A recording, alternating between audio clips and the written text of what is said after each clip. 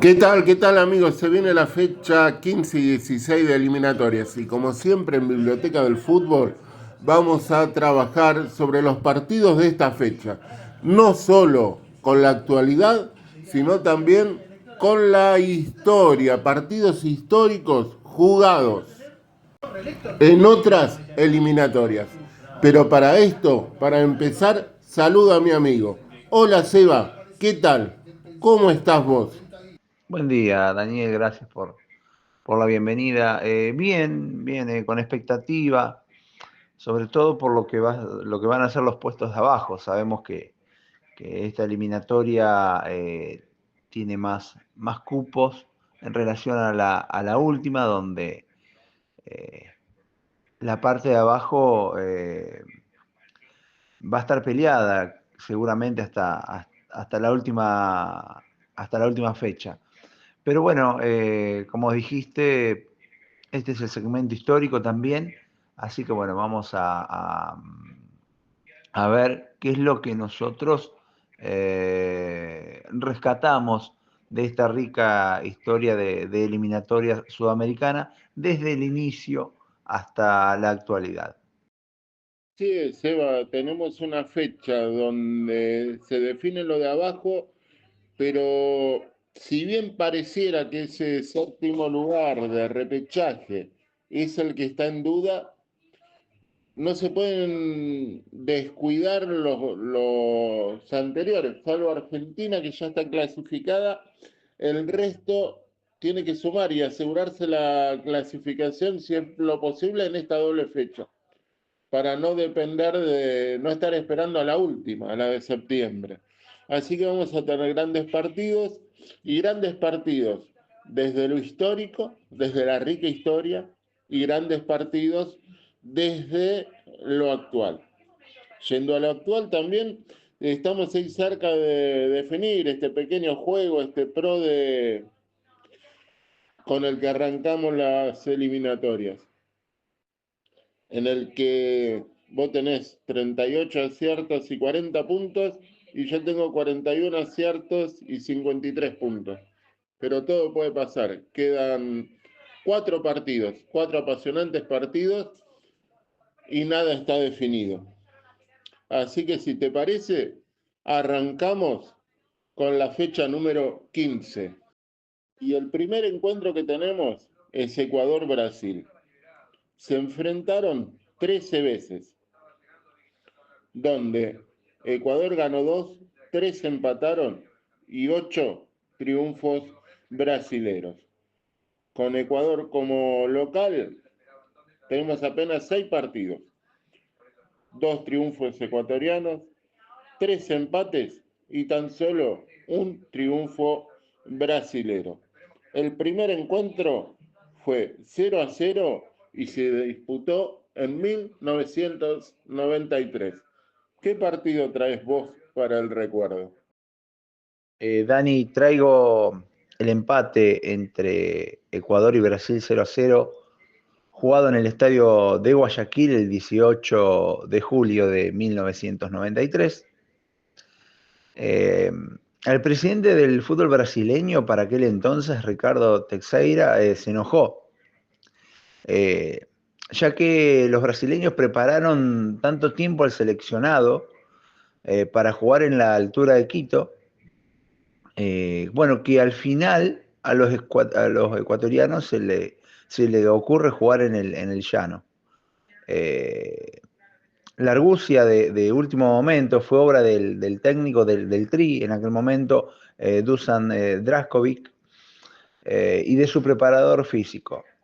La gracia, bueno, casi le cuesta la clasificación a Brasil, que tras el empate en cero, la tabla de posiciones había quedado bastante ajustada. Lo que sí llamó mucho la atención, que los brasileños se enojaran tanto por no jugar en la altura. Mira qué historia, ¿no? Cuando ahora no, nos vivimos quejando por jugar en la altura, se quejaron por no jugar en la altura. Digo, siempre no vamos, cuando los resultados no son los que esperamos, Eh, la queja es lo primero y buscar en situaciones externas, ¿no? La culpa y no revisar en qué nos equivocamos. Ahí yo traigo el partido que se jugó el 1 de septiembre de 2016, por la séptima fecha de las eliminatorias que eran rumbo a Rusia 2018. Neymar de penal a los 72 minutos y Gabriel Jesús a los 87 y a los 90 minutos le dieron el triunfo por 3-0 a Brasil. Un partido que se jugó en Quito y en el que Brasil llegaba con dudas, con muchas dudas. No estaba andando bien el equipo brasilero. Era el debut de Tite como DT de Brasil en esa fecha. Gabriel Jesús es derribado en el área por el arquero Domínguez y penal para Brasil que Neymar cambia por gol a los 72 minutos. Como les había dicho, después a los 86 un pase desde la izquierda de Marcelo que Gabriel Jesús pone en el segundo palo y es el segundo de Brasil. Y 2 minutos de tiempo agregado, otra vez Jesús en una contra letal de Brasil puso de fechas, cifras definitivas al encuentro. Y ahora, yendo a la actualidad, con el debut de Carlos Ancelotti como director técnico de Brasil. Brasil visita nuevamente a Ecuador. En la última doble fecha, Ecuador ganó un partido y empató el otro. Y marcha segundo con 23 puntos. Brasil va cuarto con 21 puntos. ¿Qué pronóstico tenés para este partido? Dani, solo agregar a lo que comentás, de lo que uno recuerda, más allá de lo que diga la historia, eh, aquella eliminatoria para 1994, una de las más entretenidas, que yo creo que a mis 47 años de edad, creo que fue la más entretenida, pasó de todo. Uno como hincha argentino fue la que peor lo pasó, pero bueno, terminó bien, esa será otra historia al final. Pero Brasil estuvo muy complicado. Ya lo hemos hablado, lo que fue la selección de Bolivia en aquel momento, que obtiene la clasificación para el Mundial. Pero bueno, también estaba Uruguay en el grupo junto a Brasil, Bolivia y Ecuador. Y creo que era Venezuela el otro, si no me traiciona la memoria. Pero bueno, no la pasaron bien los brasileños esa eliminatoria.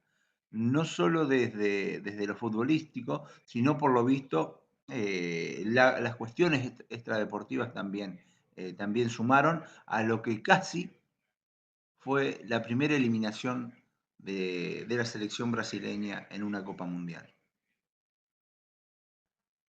Daniel, es un empate para mí. Creo que el equipo brasileño no va a perder en esta fecha eliminatoria visitando a Ecuador. No va a ganar tampoco, así que van a dividir honores. Un punto para cada uno. Ahí coincidimos, Seba. Para mí este partido también termina empatado. Yo creo que por ahí el cambio de T lo va a levantar un poco a Brasil, pero Ecuador de local se va a hacer fuerte, así que creo que un empate es lo que se debería dar. Pasamos a Paraguay-Uruguay. Se enfrentaron 17 veces, un duelo muy parejo, de las cuales Paraguay ganó 7, empataron 4 y Uruguay ganó 6.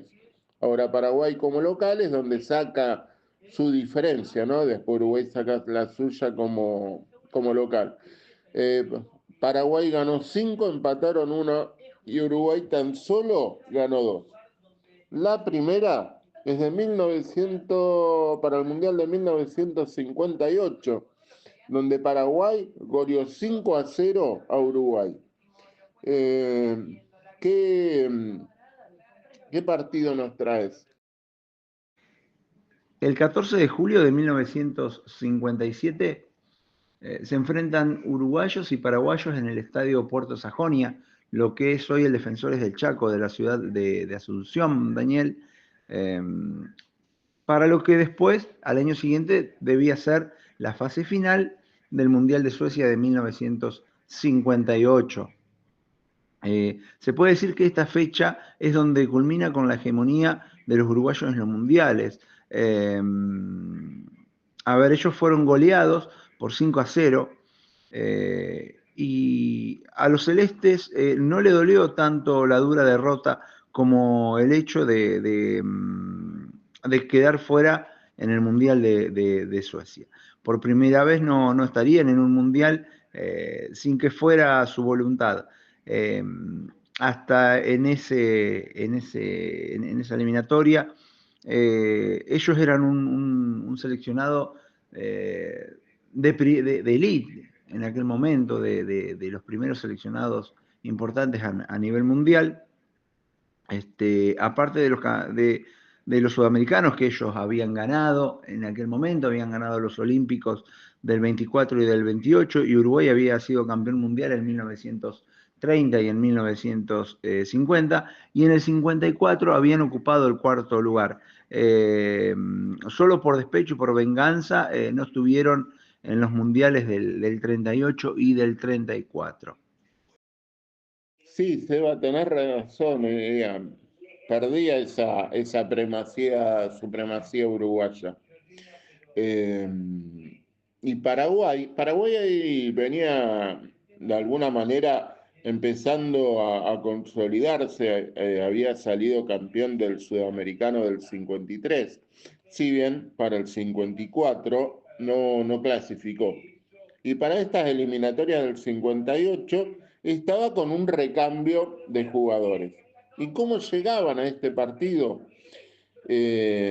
Paraguay llegaba con 4 puntos, Uruguay con 3, y quedaban los dos partidos entre ellos. Paraguay había sacado una pequeña diferencia en Colombia, ya que había ganado y Uruguay había empatado, y estaba un punto arriba. Si mantenía esa diferencia, clasificaba Paraguay. Llegaban al estadio, como bien dijiste, de Nueva Sajonia, que es como se llama el Defensor del Chaco, que estaba en construcción, que no estaba tal cual lo conocemos. Y ahí se enfrentaron charrúas y guaraníes. En un primer tiempo parejo, Paraguay se puso en ventaja con un golazo de media distancia de Florencio Amarilla. Uruguay se fue con todo por el empate, porque si perdía quedaba fuera. O sea, no le servía, tenía que sacar al menos un empate. Pero Paraguay basó en aguantar con una sólida defensa ante los ataques de Uruguay. Arévalo, Chagüe, Villalba y Achucarro, impenetrables. Y Uruguay no podía vencer al arco defendido por Rubén Noceda. De contra, 2 goles más de Amarilla, uno de Agüero y uno de Zaguer, sellaron la goleada y la clasificación de Paraguay. A esto se le había sumado a Paraguay un problema por los premios, donde tuvieron ahí un enfrentamiento los jugadores con los dirigentes. A lo que llegó el que venía atajando, Horacio Casco.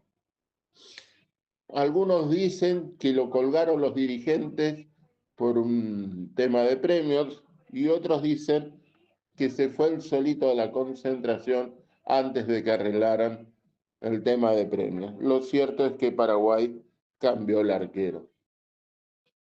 Y pasando a la actualidad, llegan los dos con 21 puntos. Paraguay con una victoria y un empate, y Uruguay con una derrota y un empate. viene como costándole más sumar a Uruguay, pero así llegan a este partido. Ninguno pareciera que su clasificación corriera peligro, pero tienen que sumar puntos, no se pueden quedar ahí. ¿Cómo, cómo ves este partido? ¿Quién festeja, Charrúas o Guaraníes?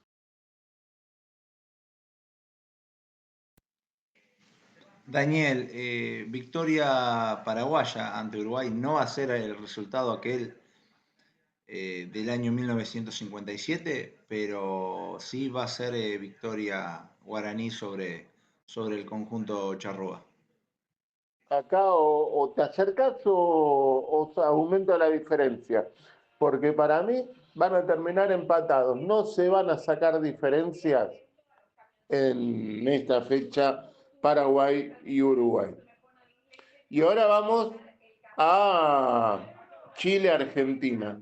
Para Chile un clásico, para nosotros un partido más. Una Argentina clasificada con un Chile que, que corre riesgo de nuevamente no ir al Mundial. En la historia de 17 partidos, un notorio predominio argentino donde Chile ganó una vez, 4 empataron y 12 las ganó Argentina. Y con Chile como local jugaron 8 partidos, de los cuales uno ganó Chile, uno empataron y 6 ganó Argentina. El primero también es de 1957, donde Argentina le ganó a Chile por 2-0. Pero vos, ¿cuál nos traes para recordar? El 15 de noviembre del año 2000, la selección chilena recibe a su similar argentino y para lo que sería la eliminatoria de Corea-Japón 2002. Es derrota del equipo de La Roja por 0-2. Ese día se da la salida de su director técnico del banco, Nelson Acosta, cosa que no fue sorpresa para nadie tras esta derrota en el Estadio Nacional de Santiago. El uruguayo chileno completaba 3 partidos sin ganar por las eliminatorias, lo que se sumaba a una desgastada relación con los dirigentes de la Federación Chilena. Sin embargo, se dice que el principal error de Acosta fue haber deslizado una supuesta homosexualidad del presidente de fútbol chileno de ese momento, delante de varios dirigentes en una comida. Otros tiempos, aunque el fútbol sigue teniendo esa intolerancia y también queda dentro de la leyenda, ¿no? Habrá sido, y es muy probable, ¿no? Yo traigo otro partido, es de 1957, no rumbo al Mundial del 58, tiempos de revolución fusiladora acá en Argentina, se modificaba la Constitución del 49 y se volvía a la del 50, a la de 1853. El partido se jugaba igual del otro lado de la cordillera el 13 de octubre de 1957. Como les había dicho, era el primer partido por eliminatorias entre Chile y Argentina. Era el tercer partido del grupo 2. Argentina gana 2-0 con goles de Menéndez y Conde. Pero lo que traigo era que la selección argentina había ido modificando a sus jugadores y habíamos disfrutado poco a los cara sucia que nos habían logrado el sudamericano. Macho, Corbata, Sibori, Angelillo y Osvaldo Cruz, los famosos cara sucia, que jugaron poco en la selección, pero dejaron una gran huella en nuestra querida albiceleste. Muy bien, Seba, y vamos a la actualidad, ¿no?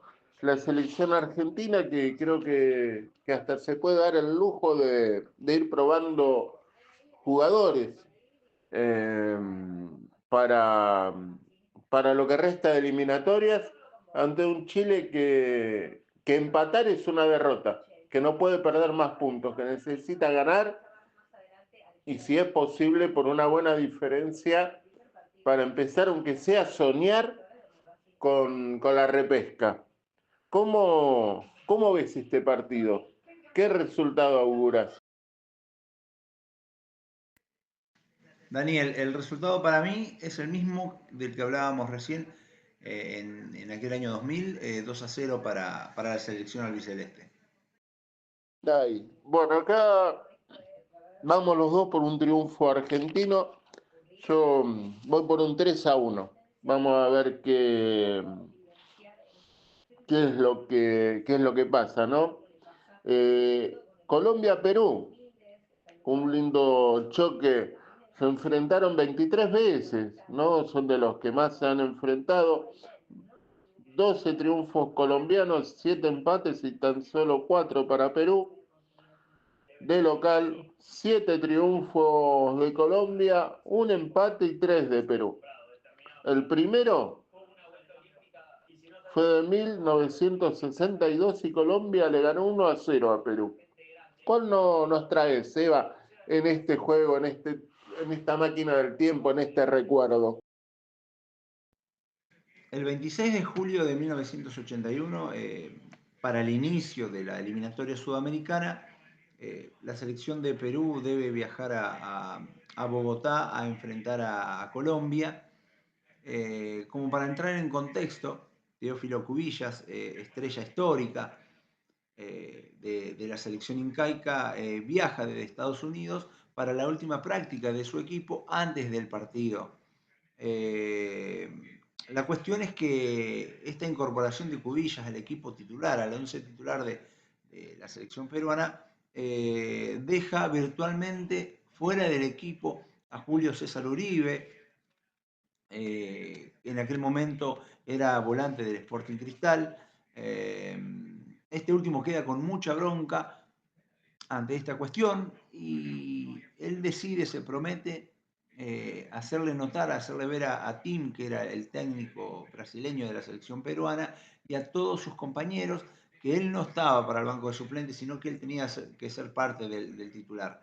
Entonces, eh, jugó en la práctica de la mejor manera, iba a todas las pelotas y en un momento del partido tira una rabona, quiero decir, desde el córner y se la clava a Ramón Quiroga, que era el arquero de la selección peruana, en aquel momento se la clava al ángulo. Entonces, Tim para el partido y le dice a Uribe, usted no está para ser suplente, así que lo cambia de equipo, lo pone con los titulares, pero claro, el brasileño, el técnico, no hizo lo lógico, que era sacar a Cubillas, ¿sí? Sino que sacó al defensa Jorge Oloechea, entonces tuvo que cambiar el sistema táctico. Claro, había que tener la fiesta en paz, habrá pensado el técnico brasileño. Así que bueno, jugaron ante los colombianos de Bilardo y empataron 1-1. La cuestión es que los peruanos en el primer tiempo debieron salir detrás de los escudos policiales. Antes del segundo tiempo, otra cuestión que ocurrió, un hincha colombiano ingresa a la cancha directamente hacia donde estaba el árbitro. El hombre de negro empuja al intruso e hizo un ademán para que se fuera. De respuesta, el intruso le pega una patada y dio un manotazo al aire. Bueno, la cuestión es que el, el intruso termina siendo atrapado y golpeado por la policía. Wow, qué historias, ¿no? De, de la Copa, de las eliminatorias, de las Libertadores, de los sudamericanos de antes, ¿no? Yo traigo uno de 1993, ¿no? Creo que lo vamos a hablar, esas eliminatorias para el Mundial del 94. Y esa Colombia que había iniciado, ¿no? Este nuevo ciclo de Maturana con el tercer puesto en la Copa América del 93 y se enfrentaba con Perú y logró un categórico triunfo por 4-0 contra Perú. Fue el 29 de agosto del 93. Valenciano, Rincón, Mendoza y Pérez, los goles colombianos. Y con este triunfo Colombia ya se sentían tranquilos, se aseguraban al menos el repechaje. No era la primera gran goleada que Colombia le propinaba a Perú. ¿Cómo se aseguraba el repechaje? Pero la historia en los enfrentamientos contra Argentina darían esa gran sorpresa de esa gran selección colombiana, ¿no? Que es otra historia, como dijimos, pero todos sabemos del partido, del famoso 5-0 en el Monumental. Un Perú que viene con una victoria y una derrota en la actualidad. Y Colombia arrastra una derrota y un empate.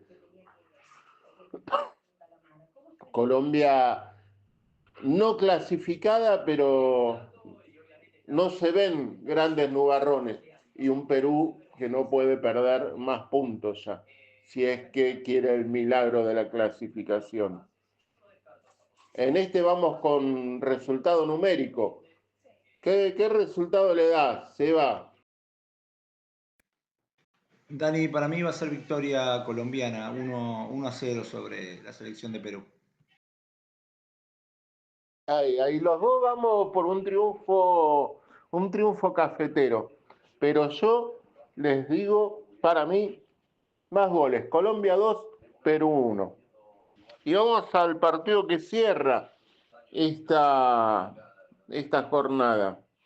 Venezuela-Bolivia. Un choque de los que aparentemente están peleando por ese lugar al repechaje, aunque sueñan con la clasificación directa. Pero ese premio consuelo no lo ven tan mal en este momento. Venezuela aventaja por un punto a Bolivia y esa diferencia de goles casi 2 puntos, ¿no? Pero no es mucho. Se enfrentaron 21 veces. 8 triunfos de Venezuela, 2 empates y 11 de Bolivia. Con Bolivia como local, con Venezuela como local, que van a jugar en Venezuela, se enfrentaron 10 veces y ahí es amplio dominador Venezuela, 7 triunfos de Venezuela, un empate y 2 triunfos de Bolivia.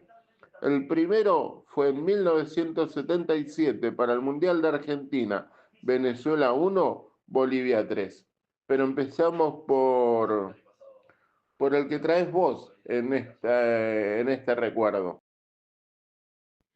Bueno, Daniel, el partido que les traigo, como para entrar en contexto, vamos a hablar de la selección boliviana, que ya lo hemos hecho en su momento, hablar de esta generación, una generación diferente, como pocas veces. Bolivia había estado a punto de clasificar para Italia 90. En su lugar había acudido Uruguay, que había logrado una mayor diferencia de goles tras la igualdad de puntos ante la selección boliviana. Ya para la eliminatoria de 1994 los bolivianos tenían además un técnico diferente. Javier Ascargorta, el español, era muy peculiar para el medio, dueño de conceptos abundantes en metáforas y un currículum curioso que paso a detallar. Médico cirujano, hablaba 6 idiomas y fue el jefe de prensa de los Juegos Olímpicos de Barcelona en el año 1992, que se realizó en el estadio Camp Nou en aquel momento, que se llamaba. Para las clasificatorias de 1994, en la ciudad de Puerto Ordaz,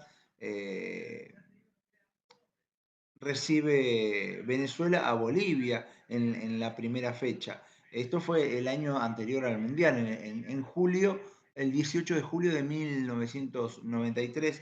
En la mañana del partido, Ascar Gorta ideó una dinámica para tocar emocionalmente al plantel.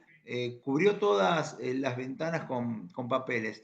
Estas tenían frases estimulantes para la lectura de los jugadores. No somos menos que nadie, somos igual que todos, absolutamente todos.